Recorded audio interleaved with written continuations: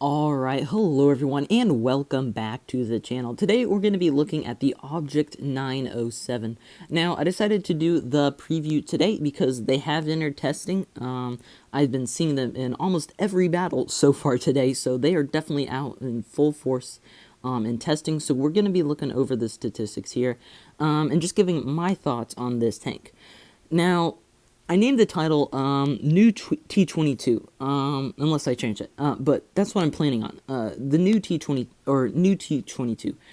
Now, I would like to say I don't actually think this is going to replace the T22, unless it's buffed or something, due just to the armor profile. The hull on this is so much weaker than the T22. I mean, that's really the only difference between these tanks. This is basically, think if a T62A and a T22 had a baby, that's this tank. The hull is like a T62A, and then the sides, but it kind of looks more like a T22-ish sides, but they're not very strong sides though, and stuff. And then the turret's like a T62A with the gun depression, and the gun is like a T22.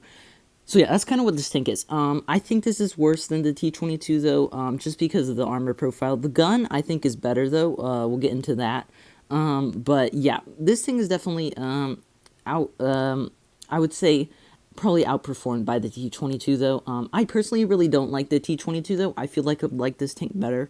Just I don't like the T22, man. The gun depression kills it. So that's what I think would be better on the 907. But this tank sitting at 1900 HP. Your DPM is almost 3700. That is a lot of DPM. One bad thing about the tank, and the T22 has the same issue, only 240 penetration. Not very much. It really does struggle to pin targets whenever you're going up against those heavies. Damage on it is going to be 310, just your kind of your standard. The reload though, this is where this thing is really good. 5.05 seconds. That is quicker than the T62A or the T22. So that it will be interesting. That's with gun rammer. So yeah, that's a quick reload. I mean, we can say that. The thing about this tank though, it's not the most accurate of tanks, and this is what I think. If this tank was more accurate, it might actually be better than the T22.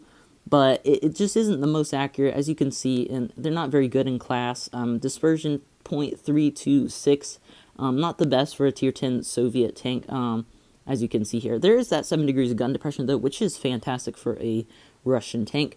And this is what I do find interesting, though, 25 in reverse. This tank can back up quick, and I have seen it in battle. This thing backs up so quick, and it's actually crazy. And it goes 60 forward. So we'll look at the armor profile here, and I'll kind of talk about it a little more. So as you can see here, the hull is just weak, and it's not armored the best. I mean, angled the best, so that like you're not going to get those troll kind of, bounces as much as something like a T22 or anything like that. You're really just going to be pinned everywhere on your front. And then another thing is the sides are very weak. The spaced armor is non-existent. You can pin this thing at like angles like this and stuff, and it just really does not hold up. The good thing about it though is the turret, which as you can see when you're getting down there using that gun depression, it's going to be pretty much impenetrable. You do have a little bit of a hatch up here, but it's going to be around 180 and so you will be able to probably penetrate that hatch most of the time when it's going hull down, but I don't think it'll be too big of an issue. They're rather small, probably would get quite a few misses on there. You are going to be HE'd in the back, though. Only 41 millimeters of armor. And the same for the turret as well. Very weak back of the turret. So as you can see, the armor profile is just decent. And I'm going to say, I think Wargaming actually did a decent job balancing this tank. I don't think it's actually going to be that broken. It could be, though. I don't know. I haven't played it. But I also think it will be good just because of that rate of fire, and then it's got a nice turret, and very good mobility as well. For a medium tank, that is very good mobility. But the armor's not too broken, and the gun isn't too broken. It's not the most accurate. So yeah, I think Wargaming actually did a pretty decent job balancing this tank. Give me your thoughts on it down below in the comments. What do you think this tank is going to be playing like? Do you think it's balanced, overpowered? Did Wargaming do a good job balancing it?